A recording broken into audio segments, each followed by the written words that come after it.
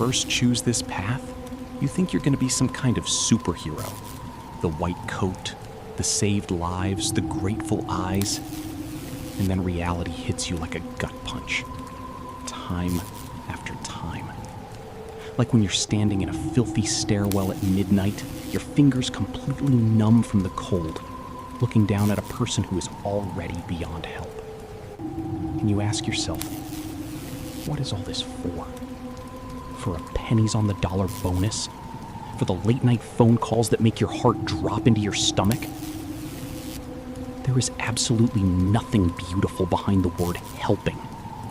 It's just someone else's pain, fear, and filth that you voluntarily let pass through you. Every single day. It wears you down until you just want to howl. You think, I'll drop everything, leave, find a normal, quiet job. But then your next shift comes. And there it is again. That raspy exhale. Stay with me, buddy.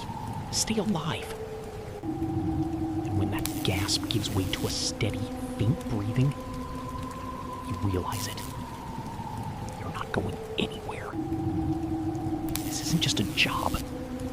It's some kind of deep, visceral, under-the-skin need to wrench people out of the dark, even when they've already given up on themselves.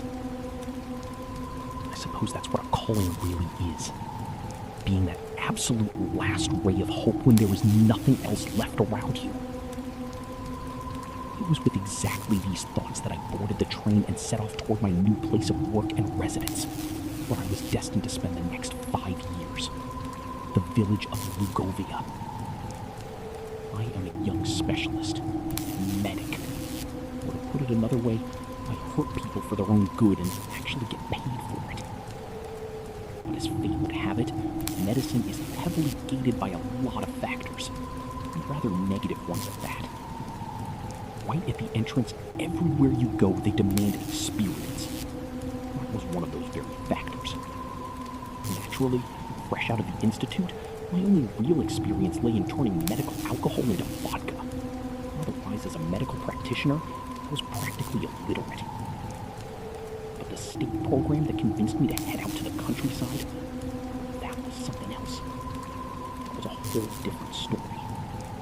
First of all, as far as I could tell, they clearly didn't give a damn about the village folk if they were sending me there to gain experience. Second, a village is the kind of place you couldn't drag an experienced doctor to with a tractor, because there's no money in it.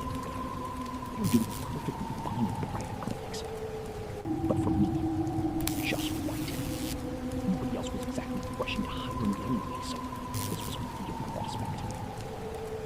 If I had gone to a city hospital, my salary would have been a joke. And then you can't forget about paying for a rented apartment, utilities, and so on and so forth. In the end, the already minuscule paycheck would be reduced to an absolute zero, if not a negative balance. But here, this program, when I sat down and thought it over, I realized it was a golden opportunity. What's the experience? Why not turn there for 5 years, come back and get a job at another career for the 1%? Until then, actually,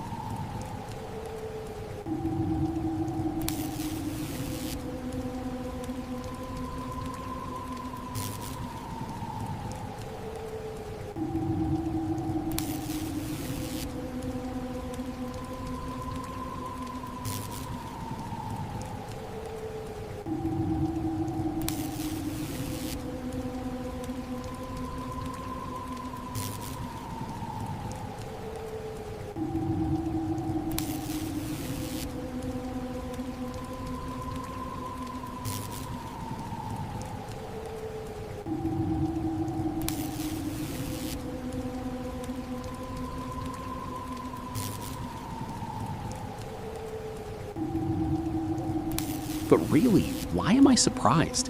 Here, in the city, there are no jobs. Well, there are, but only for specialists or people with connections. To get someone right off the street into a good position with a solid salary, that's a rarity. Would I ever want to live in a village myself? Not out of necessity, but just because? I pondered this, staring out the window. No, most likely not. Or maybe when I'm 40, then perhaps I'd want to move. But until then, it's not even worth looking that way. Of course, you can live there. Why not? Our grandfather survived somehow. But times are a bit different now. Depriving yourself of luxuries like 24/7 delivery of anything you want at any convenient hour, taxis, access to proper infrastructure and comfortable transport instead of rugged survival, it's a massive bitter pill to swallow. It's not that I couldn't survive without it, but to just casually wave it away from a position of privilege? No, that's incredibly hard. And again, I don't live in a vacuum. I'll need to start a family at some point, and in a village, that's a total disaster. There's no kindergarten where I'm going, not a damn thing. Just a school, and that's it. Which means massive headaches down the road. If you want to send your son or daughter to a university, you have no choice but to fork over the cash. Cash for travel, cash for housing, cash for tuition, and cash for basic food and an uncertain existence. Sure, having your own setup is great. A garden, an orchard, fresh fruits and vegetables. But later on, you won't be able to hoard enough money. And before that happens, it would be nice to actually get it from somewhere. Bottom line, no. The countryside is good when you've already lived your life, and you don't really need anything anymore.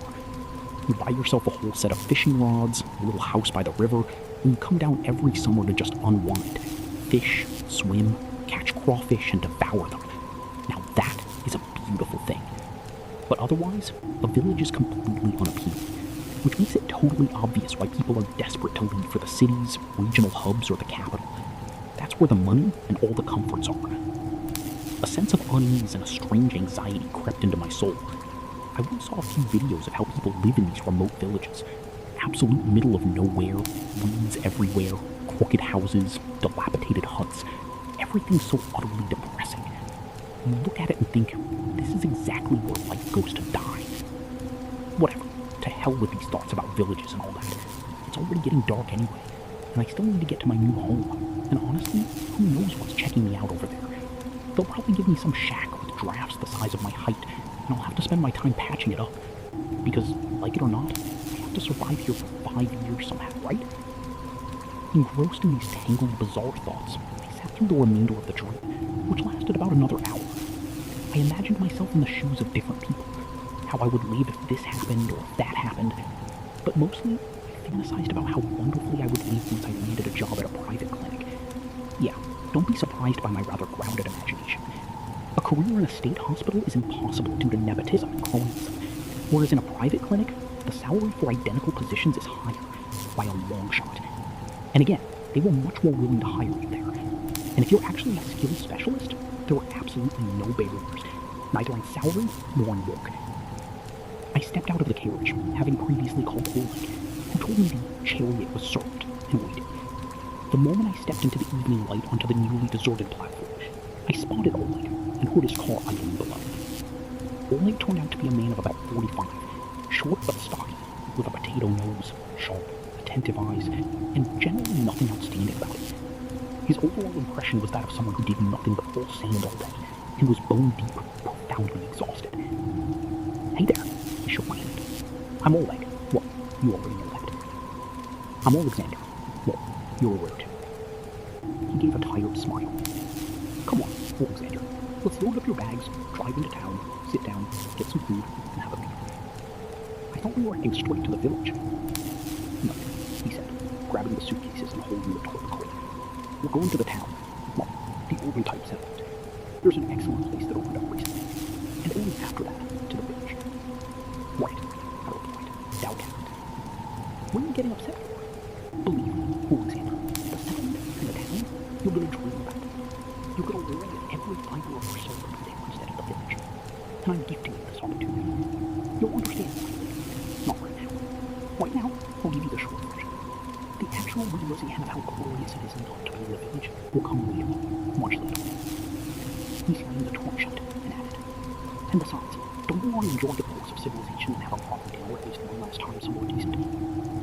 "I guess we could," I replied dubiously, and we got into the car. You, Alexander, are a young specialist, of course, this and that. But let me clarify for you real quick just what kind of pit and hellhole you've arrived in.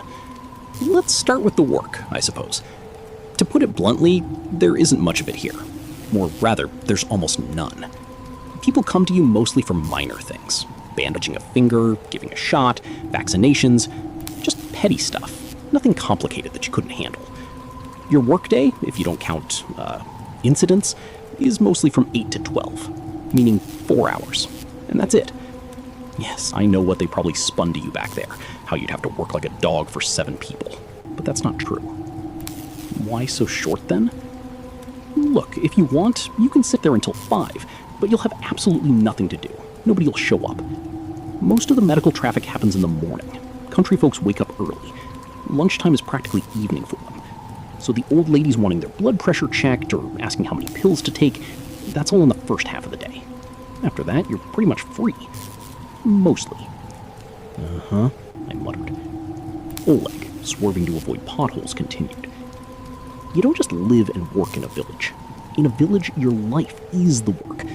And here is what that looks like. They can call you screaming at 2 in the morning, and you'll get dressed and run like a good little boy to see what went wrong. There is no such concept as my shift is over, go ahead and die. No, you can't do that there, and I'm telling you this up front. They call, you pick up, grab your emergency bag, and fly like a bullet to the house. It doesn't happen often, but it happens, and that's why I strongly advise against being drunk or away from home. And sometimes they'll bring a casualty straight to you, and you need to quickly patch them up, provide that crucial first aid, and arrange transport to the city hospital. As you can see, our official workday is short, because out here, we are effectively the only ray of hope. Everyone understands that, both there and here. They also understand that there's only one doctor for several thousand people, and from that it follows... Well, you get it? No, what follows? Basically, you're not a doctor here. You're more like a person capable of administering basic first aid, and that's where it ends. Blood pressure pills, well, obviously mild to moderate stuff. Treating boil, painkillers, you get the idea. Because of that, they don't supply us with any specialized medications. Do you roughly understand what your job entails? Oleg asked, swearing under his breath as we hit a deep crater. Well, so far it actually sounds pretty tempting. Barely any work if you think about it. Well, sometimes there are incidents. For instance, how do the kids come from school? You have to give them vaccinations, whatever it is. A stressful day, actually. Well, not stressful, just getting you all. Last time, I finished reading, even though I sort of did. It's just like that. Walking on without lunch and dinner. You know, people in the city work much longer hours. Don't compare the city to the village. In the city, you can take the work, nothing but showers than a beach. Here, you've got another. You feel like you have livestock. Just chicken.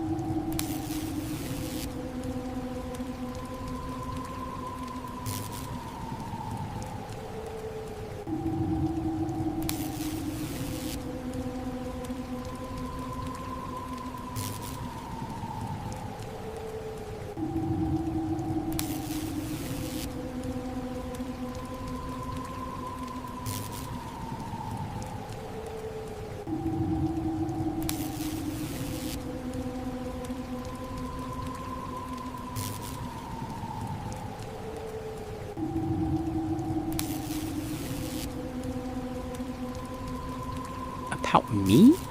What did you expect? I told you, you're going to a village, and you need to watch your mouth. They haven't even laid eyes on you. They don't even know you.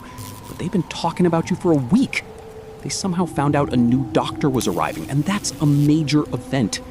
Believe me, there's not much to occupy yourself with in a village. Nothing ever happens. Well, almost. A young specialist. They've already labeled you a clumsy monkey because they think since you couldn't cut it in the city, you got exiled down here. Sounds like I'm someone's slave. Well, in their mind, yes. It's just that in their world, people don't voluntarily move out here. You only get sent here as a punishment. As for the clumsy monkey part, they're right to an extent, by the way. I mean, I just finished my studies, and my experience... Good Lord, Alexander, can you not clean a wound, or stop bleeding, or wrap a bandage? Well, yeah, I can do that. Well, nothing more is required of you. Nobody is asking you to diagnose complex diseases or perform surgery. Don't go thinking people are expecting miracles from you. When something truly serious happens to them, they don't run to you. They get in a car and drive straight to the city. They only sprint to you when they need help right this second. You understand? Well, if that's the case, then the job sounds pretty cushiony. And where am I going to live? You promised to show me something. Don't worry about housing. There are a few houses on the books here. Generally, we kept them for cases like this. Specifically when a doctor, an agronomist, or a vet arrives. Yeah, specifically for those positions. Officially, they can give them to any specialist, just to get them to come. But ideally, these houses are meant for them. I chose your house myself. It's a good house. Basic set of dishes, water, electricity, gas. I won't say you'll be living like a sheik, but you won't freeze and you won't starve to death. You'll have the bare essentials for the first weeks. Hell, there's even a TV. Granted, it's an old one, but it's there. So I repeat, the house is trouble-free, and they cleaned it up before your arrival. Awesome, really? What about, after all, a young specialist, everyone's big hope? Alright, whatever, you get it. You have a place to stay, but without any bells and whistles. Buy whatever else you need yourself. Luckily, the salary here has a rural hazard bonus. Where else are you going to spend your money here anyway? And yeah, don't forget what I told you about the drinking and the phone calls. We pulled up to a local diner, in the vernacular Shigalovka. We got out of the car and walked inside. On this summer evening, a warm yellow light spilled from the windows, and Oleg assured me that this was the perfect time to eat, because all the stale leftovers from yesterday had already been sold. We'd get fresh food, and there were 3 hours left until closing, which was optimal since the locals only show up right at the end during the day. And he was 100% right. Stepping inside, I caught the smell of cutlets, borscht, some sickeningly sweet perfume, and cigarettes. At the head was a counter, and behind it stood a heavy-set woman. Behind her was a small hatch where voices could be heard, clearly leading to the kitchen. Behind the woman was a shelf stocked with various spirits of every taste, color, and odor. A couple of beer taps were built right into the counter itself. Their radios were a raspy chanson singer screaming through the speakers, bubbling on something about a long and difficult port. People in the whole set, sitting at a distant table. Speaking of tables, rubbing and moving ones were basic and small. The only amenities were soul-shaped and napkins. He walked up to the counter, really close to the door. Anushka, hello! How are you? Who's this one? I haven't seen it before. This is the new guy, keeping the place. His eyes were dark and she seemed to be crossed or something.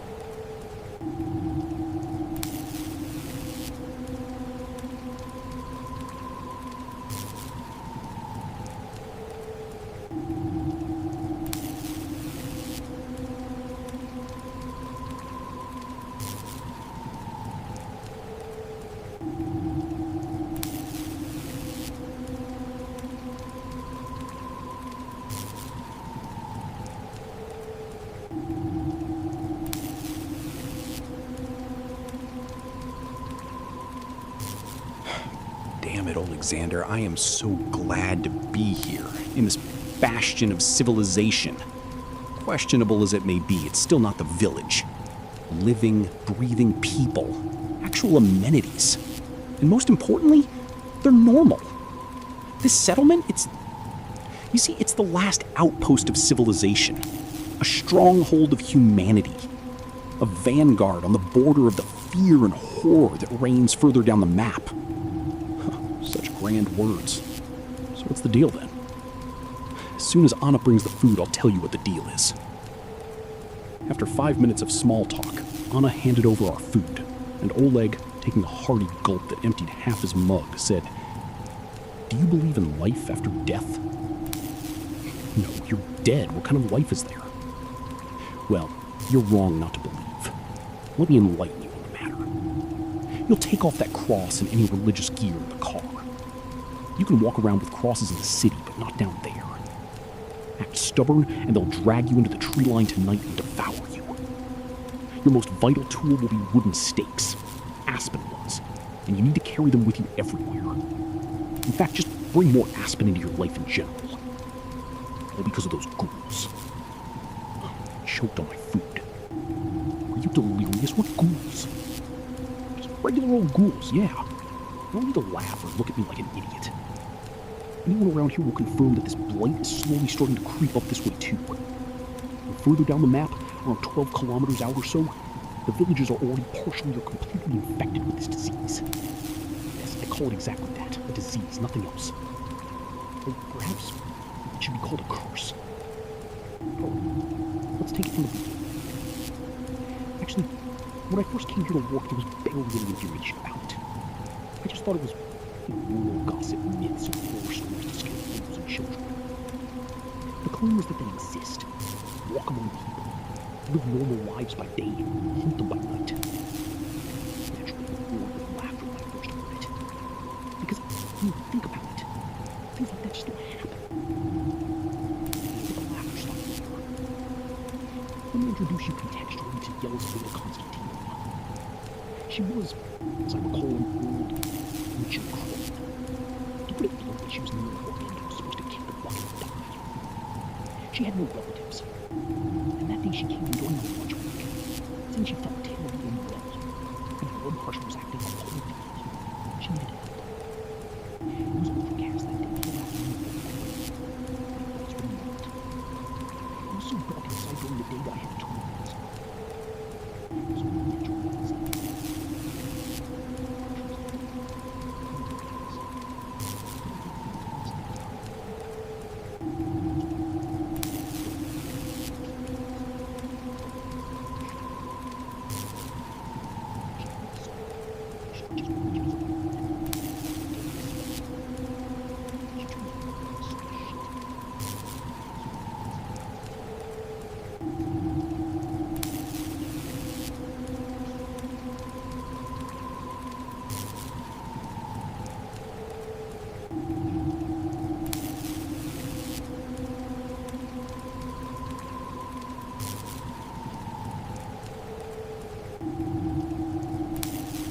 took a swig of beer. I noticed punctures in it. Distinct ones. Yes, it was a bite. And judging by the marks, it was human. Because these aren't moving vampires. They're perfectly ordinary people. They don't work things. That's why the rule of people.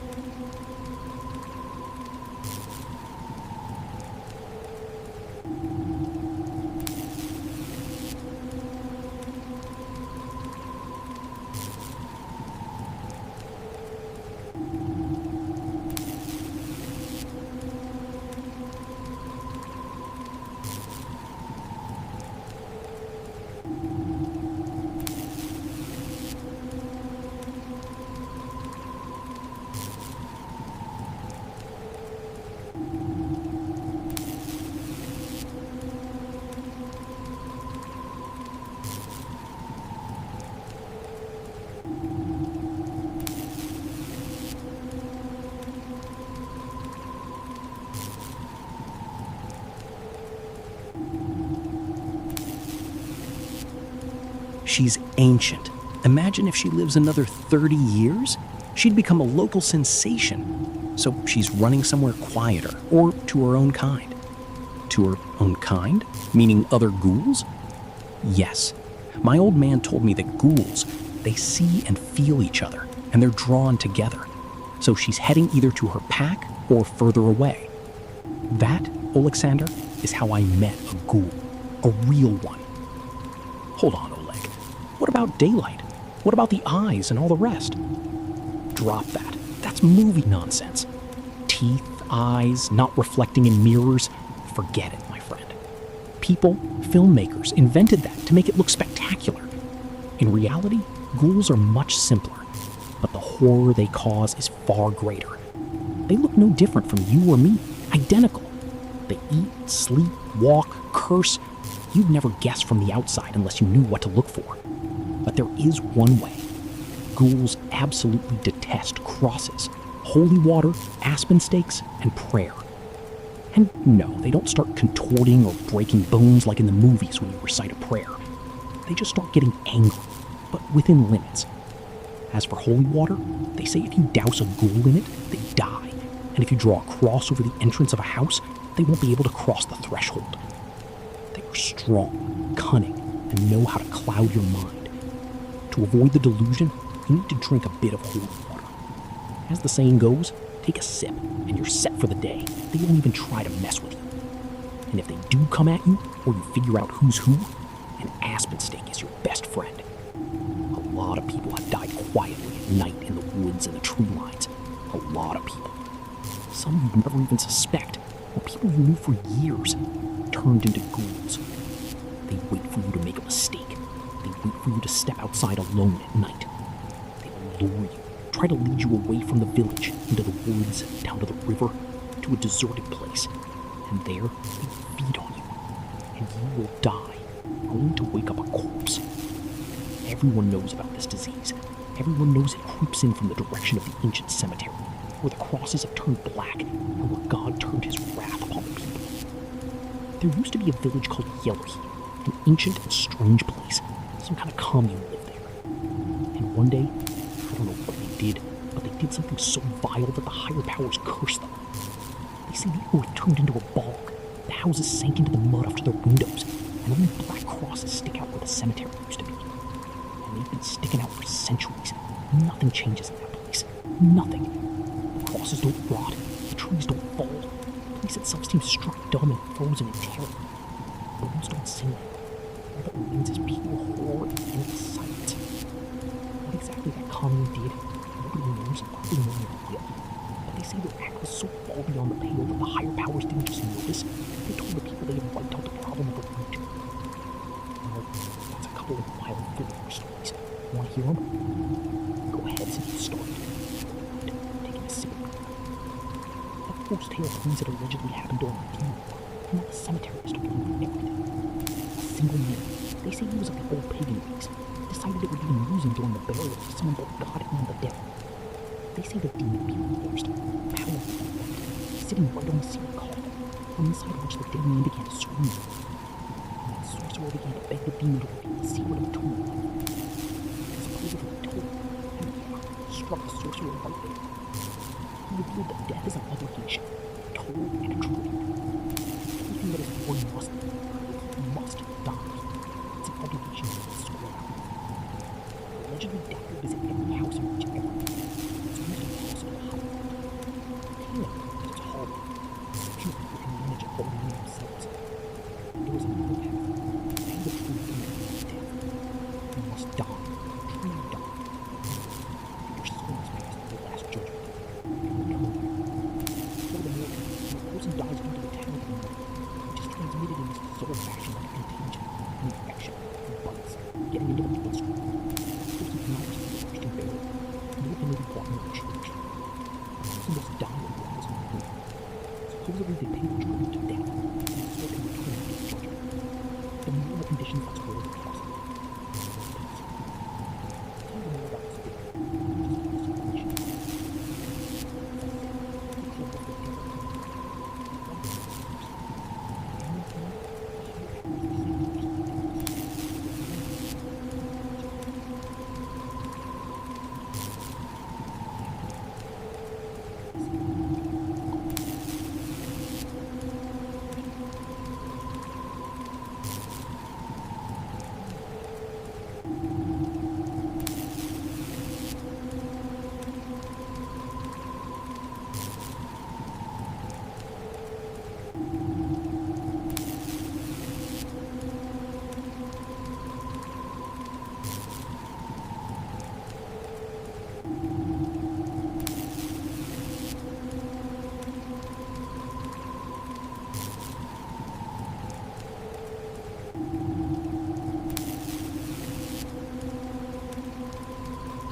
And he was given the talents, and he managed to resurrect.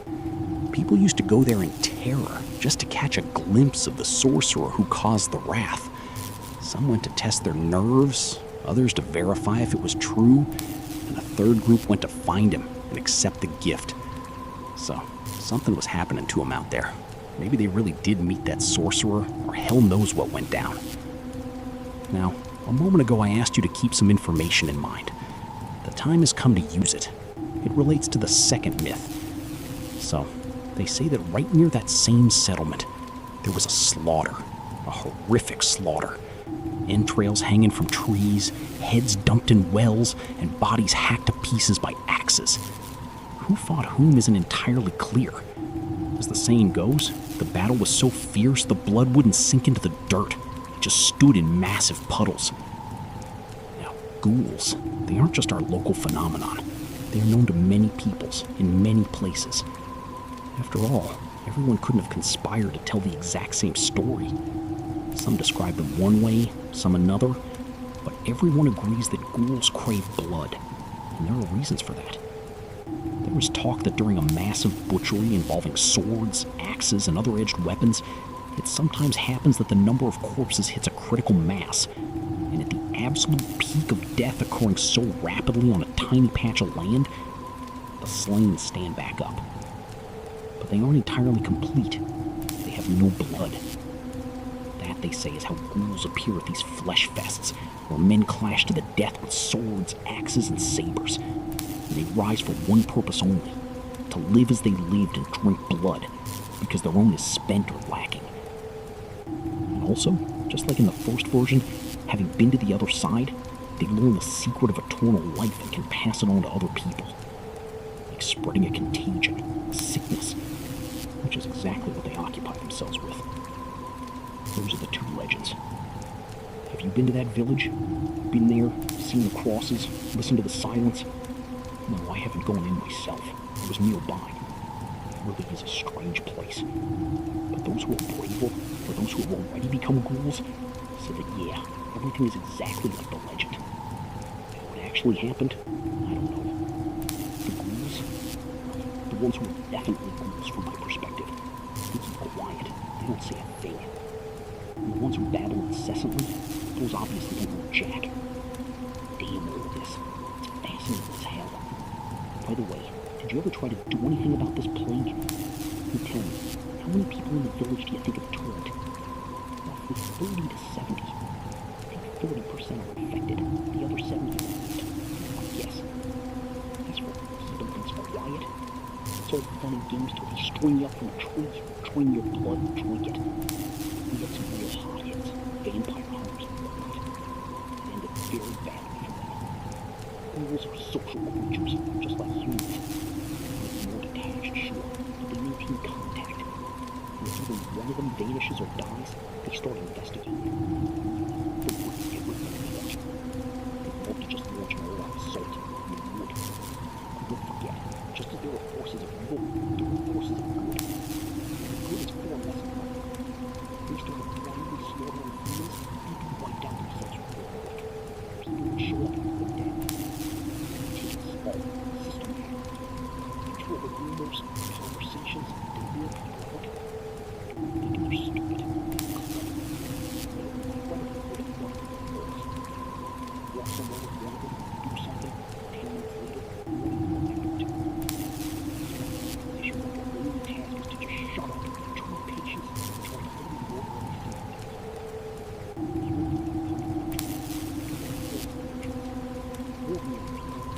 So focus on that. What can I tell you about this?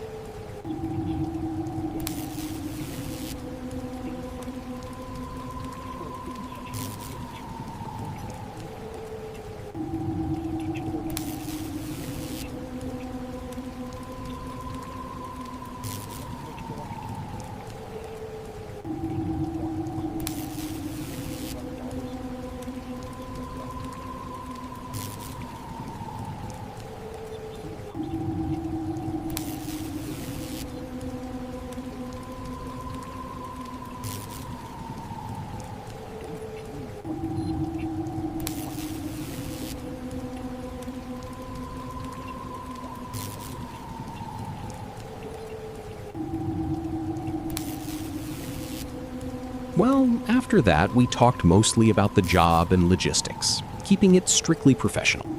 Once we finished our food and beer, we stepped outside, had a smoke, and drove to my new home, to my new job, or shift, that would last 5 years. Personally, I had never believed in the mystical, or rather, I had never encountered it, but I didn't outright deny it either. I've never seen Australia either, but that doesn't mean it's not a continent. No, I just haven't seen it, and it's the same here. Who knows who actually angered whom? And it sounded convincing enough, especially the battlefield part, where hundreds of bodies are piled high and pierced with spears. I had actually heard from someone once that the first night after a grand slaughter, where there are almost no survivors, is a terrifying night. That's when the Bone King arrives. They say the Bone King is a creature or a spirit that looks like a skeleton wearing a crown made of bone. He walks around, lapping up the blood and gathering bones for himself.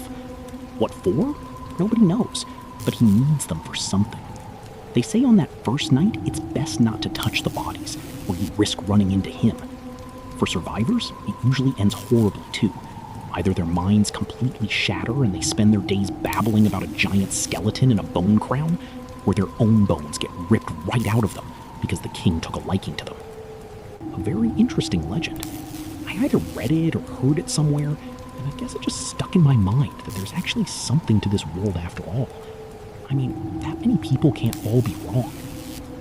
But as for ghouls, bloodsuckers roaming the village, slowly gnawing on people and turning them into their own kind, I honestly didn't know what to think about it yet. What I did know for certain, if the transition requires dying, I really wouldn't want to die. Because as far as I can tell from medical knowledge, dying is a rather lengthy, agonizing, and thoroughly unpleasant process. It's only in movies where you fall down and instantly die, but in real life, it doesn't work that way. For a while, you can still hear and feel. It must be profoundly awful to pass away like that, especially from an infection, from a disease like this. What if a person doesn't actually die, but falls into something akin to a coma, albeit a short-term one, and becomes consumed by the obsession to drink blood? After all, during clinical death, the brain suffers from oxygen deprivation, and that can easily make someone lose their mind. Could it be that some kind of bug drives everyone crazy in the exact same way every time? Easily. Life has a way of surprising you, and it's likely some kind of illness or infection, perhaps fueled by delusions. Honestly, it sounds a bit like rabies. We also shouldn't discount what Oleg told me. Yelizaveta Konstantinovna, when she came to him, she didn't instantly turn. She was staggering, pressure was off, and most likely she had a fever. And then bam, the old lady laid down. Granted, it's strange that Oleg couldn't find a pulse or any signs of life. He lived in the 18th century to be holding mirrors up to lips. But still, it's all bizarre. He just panicked. In any case, I'm forgetting the main part. That they dislike holy water or crosses and all that stuff. I don't think it's a coincidence. Evidently, rules only exist in this specific iteration. I'll have to keep myself on a tight leash so I don't go wandering off and get myself picked off. I don't want to know what thing will transfer life. Oh, I don't feel show me the house. Hold on. Force me to drink some holy water and think of me 5 minutes as a present. I set it on the table and said, Lord, everyone.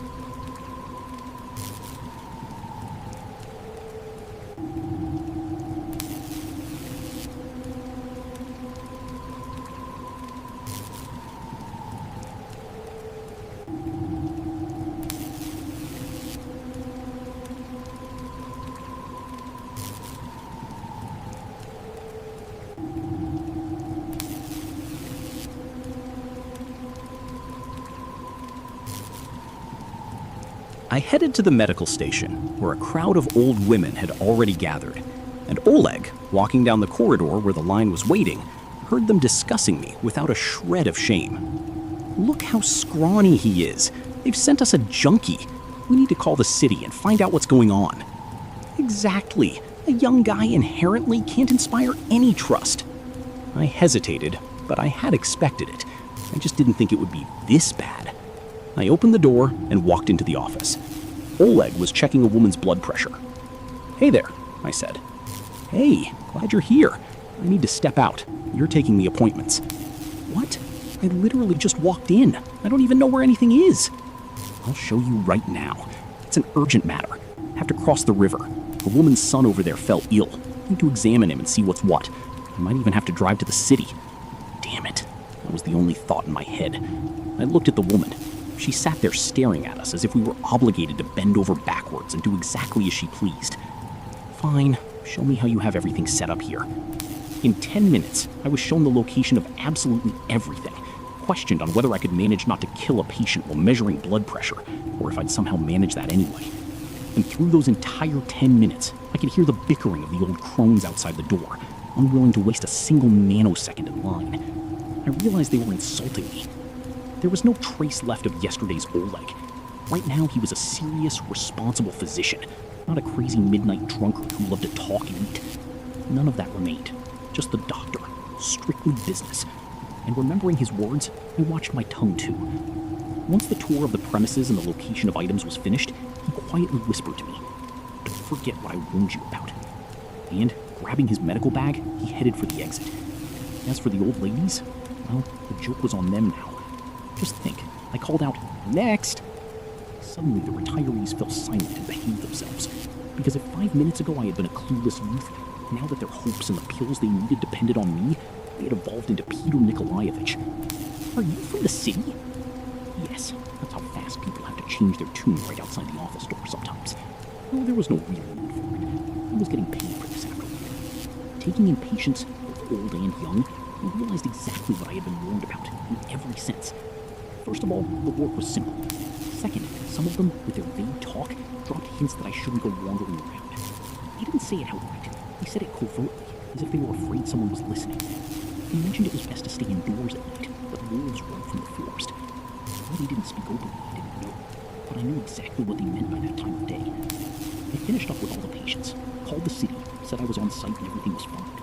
They congratulated me on starting the job and informed me about the salary. It would come by the 15th. After which, to put it mildly and to put it simply, I locked up the clinic and posted my phone number at the door, just as Oleg had instructed me, giving me directions. I decided to do something useful, go home and tidy up the place. But my hopes were not meant to be. I was walking down the asphalt, and on my way home decided to pop into the local shop. And that popping in turned out to be a massive mistake. The shop was small. Inside stood the clerk talking to a rather eccentric-looking fellow. The moment I stepped inside, both were dead silent, and eyes wide stared at me like I was an apparition. "A large pack of crab chips," I said, trying to pretend I didn't notice that the customer was standing next to me, acting bizarre. He was standing way too close to my side, blindly alive, his face smeared with an icy sweat. But I had drew my own. During the day, as they said, there was no attack, at least not in the middle of the village. He handed me the pack of chips, and I saw the clerk tense up. The customer was already licking his parched lips. "You're looking around here, what are you?" He's shocked, leaving the hall. "That's a new doctor, I think," said the outside. "I'm outside." The clerk vaulted over the counter with a terrifying agility and shoved the customer against the wall so hard he went past her body. Then dragged him out to the street and threw him down. "How did you hit him?" He decided to put it dead, since that would be possible and easier. At this, the clerk seems surprised by my appearance. But I can't see it. The bit I finished, and the last one you can do. "You're the new doctor, right?" "Yeah, just a lot of things. Work today, one some chips to serve." "Well, it's commendable that medics don't drink just a bunch of chips." "Yeah, sometimes. I realize how you feel sometimes. By the way, what do you mean when you reach your card?" "I'm a little pink. You're like on the club. I'm a woman's key." "You know what cards. I'm coming to you. Did you come here alone?" "Alone. What about your relatives?" "No, we're back in the city. They were told to go off the first week." "What is it?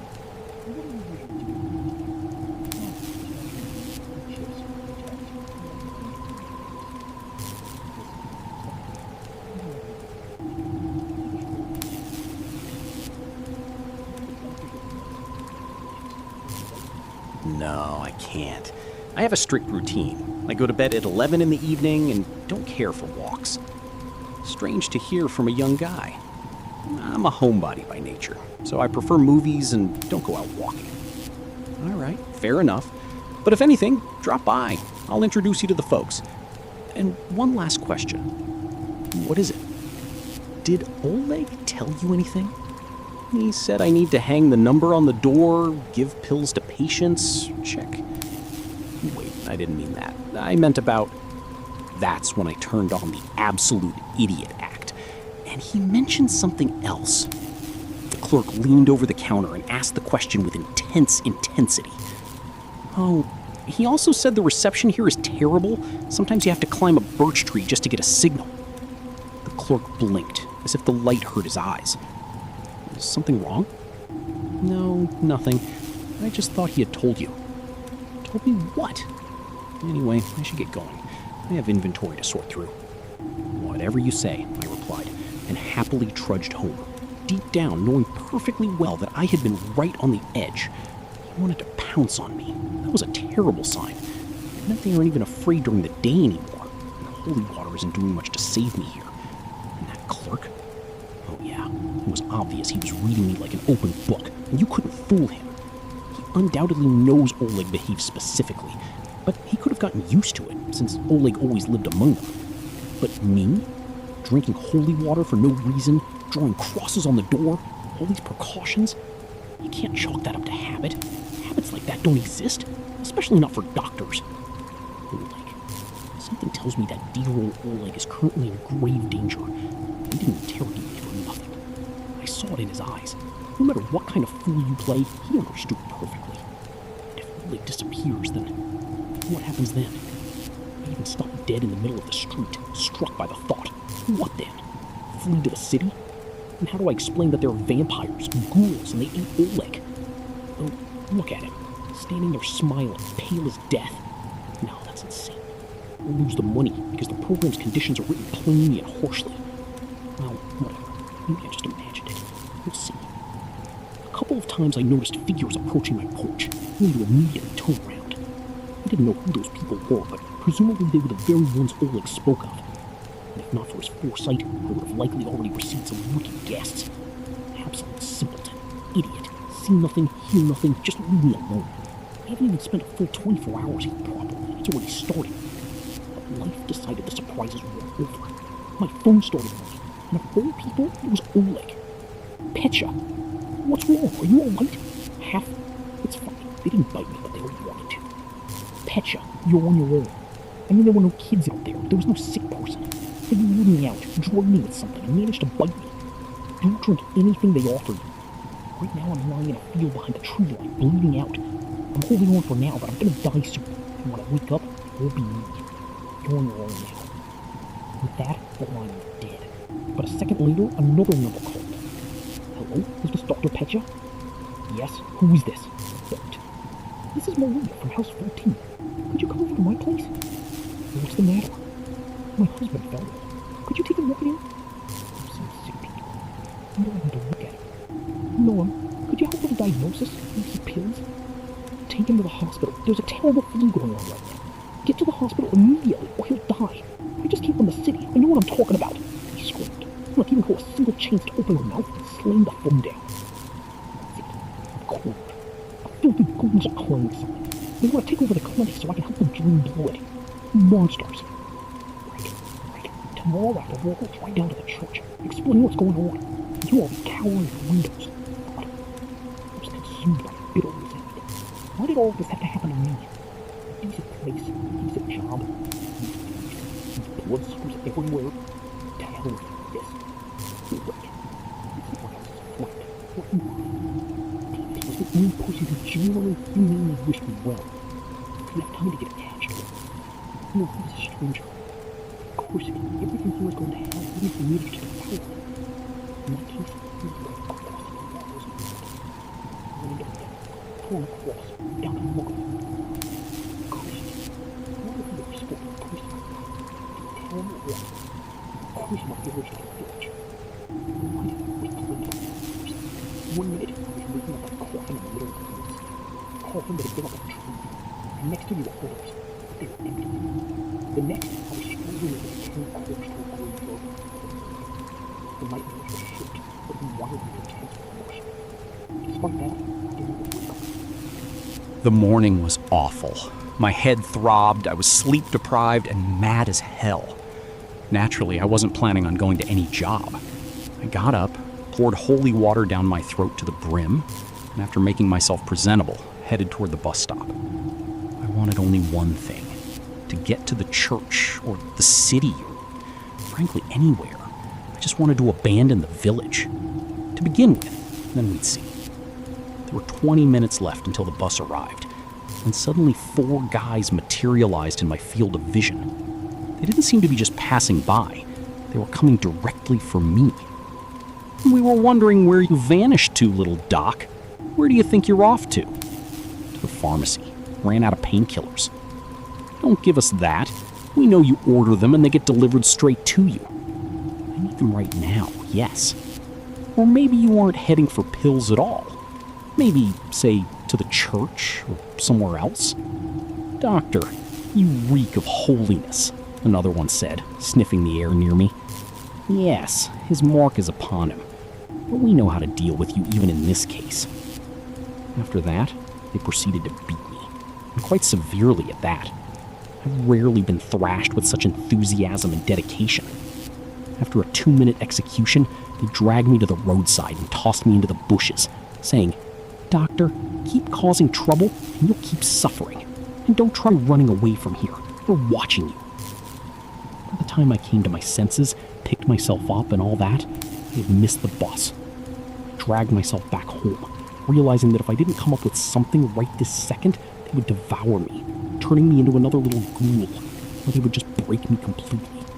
Because they couldn't make me one of their own against my will, but I understood they absolutely needed me on their side by any means necessary. Killing me or my death would cause unwanted noise and complications. The police would show up, they'd ask questions, poke around, investigate, and they might see or hear something they shouldn't.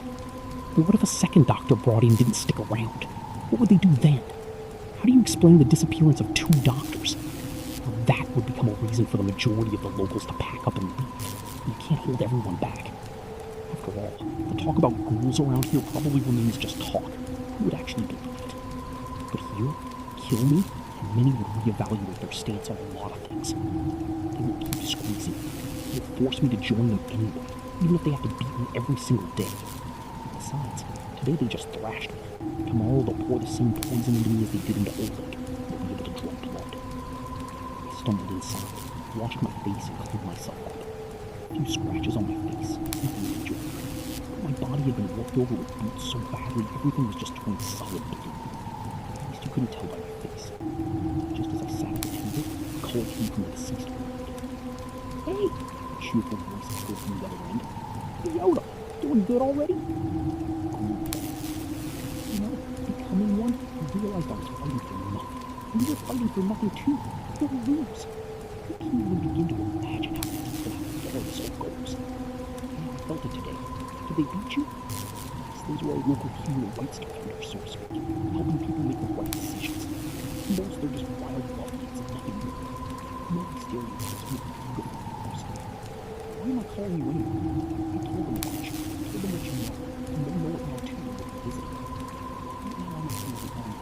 I'm offering you this. Tomorrow, you don't drink the water. Take off your feet. Walk into the shop. And sit with the girl and do it. Just sit there.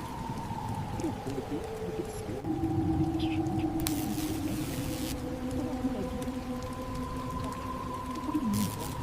Why are you doing this? Can't you just live? Just leave me in peace. Let me go. Connect to the soul.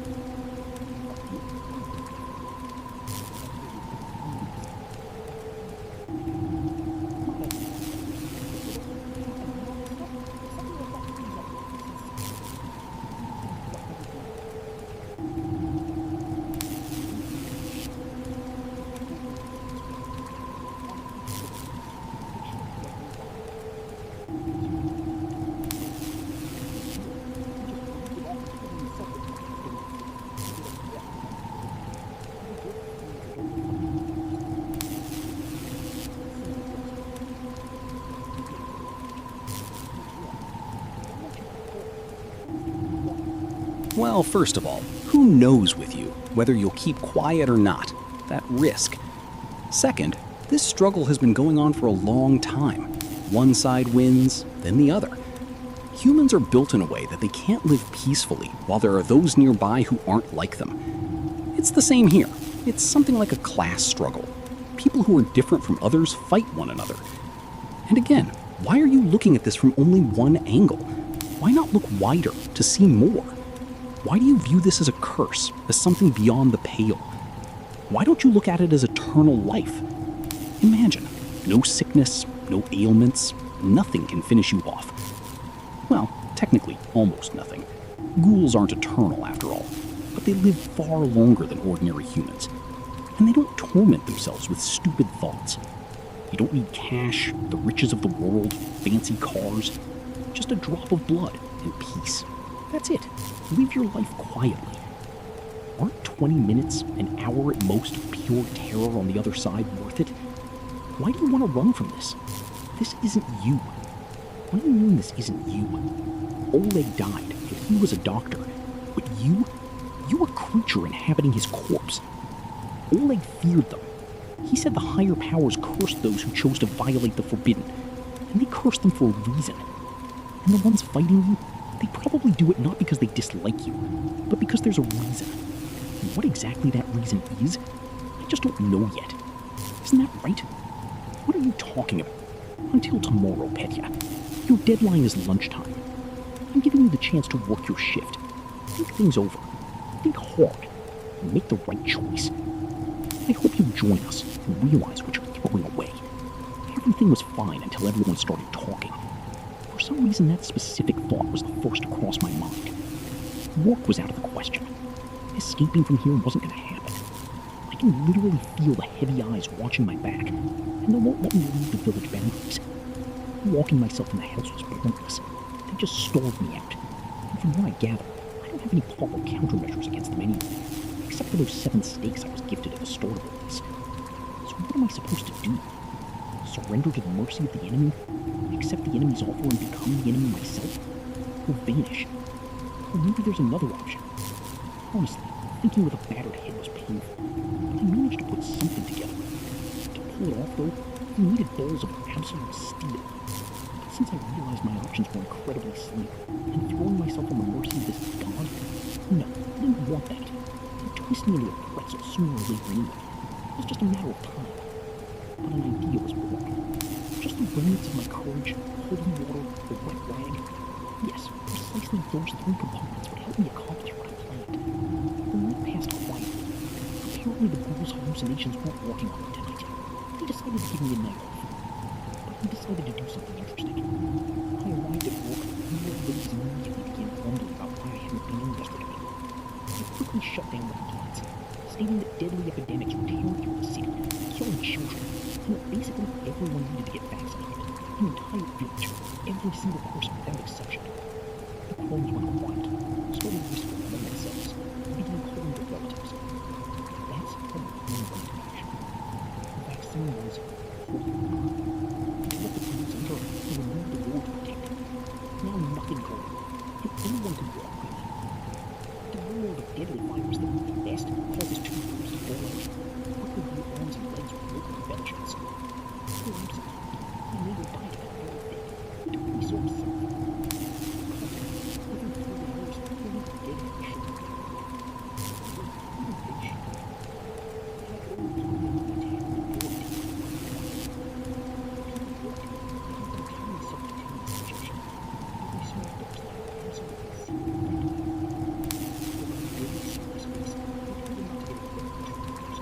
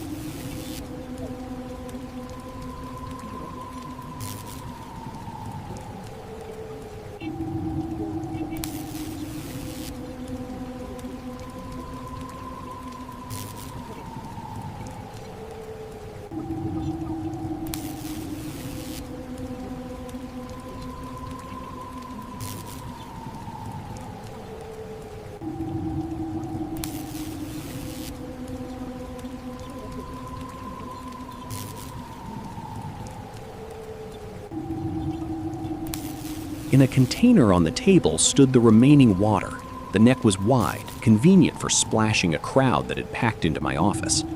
I pulled off my gloves, stepped to the table, and said, "I am ready to join you." And snatching up the container, I began spraying it into the crowd. I expected them, like in the movies, to start smoking or blistering or at least get burns. But the effect was completely different. They just dropped dead on the spot.